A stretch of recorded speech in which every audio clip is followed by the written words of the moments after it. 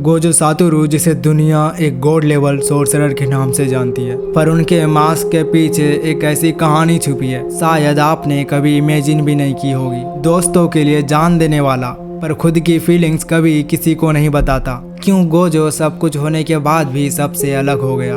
अगर आपको लगता है गोजो सिर्फ एक एनिमे कैरेक्टर है तो आप गलत हो। इसकी कहानी आपको अपने आप से मिलवा देगी। हर किसी के लाइफ में एक ऐसा फेज आता है जहां पावर, सक्सेस, फेम होने के बाद भी लगता है कि कुछ मिसिंग है। गोजो के लिए वो मिसिंग चीज थी कनेक्शन। जब गोजो छोटा था उसे सिखाया गया था तुम स्पेशल हो, तुम सबसे अलग हो, लेकिन कभी किसी ने ये नहीं पूछा तुम ठीक हो।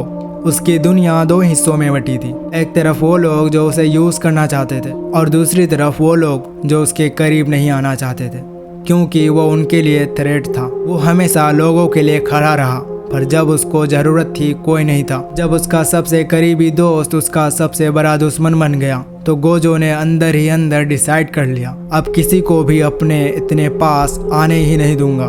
तब से लेके आज तक गोजो सिर्फ एक प्रोटेक्टर बन गया, पर खुद के इमोशन से बिल्कुल डिस्कनेक्टेड। और सबसे दर्दनाक बात यह है, जिस गोजो को दुनिया सबसे अनस्टॉपेबल मानती है वो खुद अपने दर्द के सामने पावरलेस है।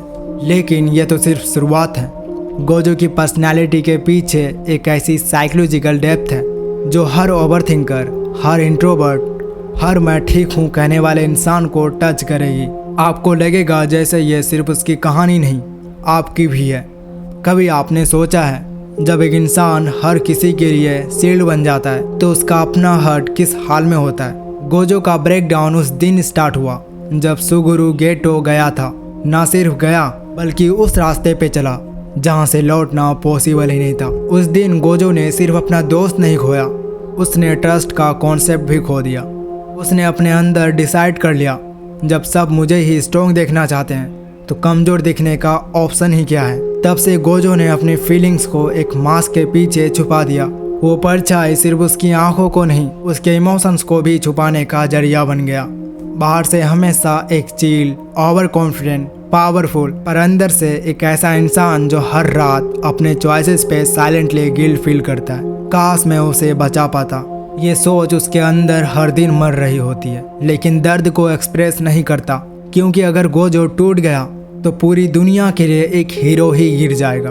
और इसलिए गोजो ने अपने आसपास साइकोलॉजिकल वॉल क्रिएट कर दी। अटैचमेंट इज वीकनेस, केयर करना पेन देता है, अलोन रहना ही सेफ है। पर सच तो ये है, वो हर बार चाहता था कोई उसे समझे, लेकिन उसका लेवल ही इतना हाई था कि लोग उसे एडमायर तो करते थे लेकिन उसके पास आने से डरते थे। और यही गोजो का सबसे बड़ा पनिशमेंट बन गया। सबके साथ होते हुए भी हमेशा अकेला। लेकिन गोजो के अंदर एक और सीक्रेट कॉन्फ्लिक्ट छुपा हुआ है जिसके बारे में कोई नहीं जानता। एक डिसीजन जो उसने कभी लिया था जिसने उसका पूरा कैरेक्टर डिफाइन कर दिया। जब एक इंसान दुनिया का बैलेंस बन जाता है तो क्या वो इंसान रहता भी है? गोजो सातोरू के अंदर एक गॉड कॉम्प्लेक्स डेवलप हो चुका था। वो मान चुका था अगर मैं ना हूँ तो सब कुछ खत्म हो जाएगा। जब किसी इंसान को हर वक्त ये बोला जाए तुम बेस्ट हो, तुम अनबीटेबल हो, तुम लास्ट होप हो, तो एक टाइम के बाद उसका ब्रेन भी यही मानने लगता है। गोजो के लिए ये सिर्फ एक सेल्फ बिलीफ नहीं था, ये उसका सर्वाइवल मैकेनिज्म बन गया था। उसने अपने इमोशंस को इग्नोर किया, अपने ट्रॉमा को सप्रेस किया और एक फ्लॉलेस आइडेंटिटी बिल्ड की, क्योंकि उसके पास कमज़ोर पड़ने का लग्जरी ही नहीं था। लेकिन अंदर एक गोजो था जिसे रोज गिल्ट फील होता था। अगर मैं थोड़ा और पहले समझ पाता तो गेटो को बचा लेता।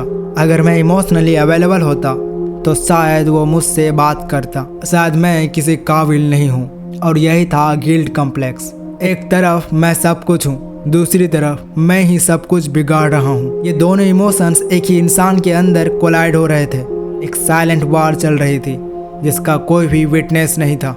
जब भी गोजो चिल दिखने की कोशिश करता है वो एक्चुअली अपने गिल्ट को छुपा रहा होता है। जब वो स्माइल करता है तो अंदर से वो सिर्फ एक सेकेंड का पीस ढूंढ रहा होता है। पर सबसे बड़ा सवाल यह है, जब गॉड और गिल्ट एक ही इंसान के अंदर लड़ते हैं तो जीतता कौन है? और सबसे इम्पोर्टेंट, क्या उस इंसान का कुछ बचता है?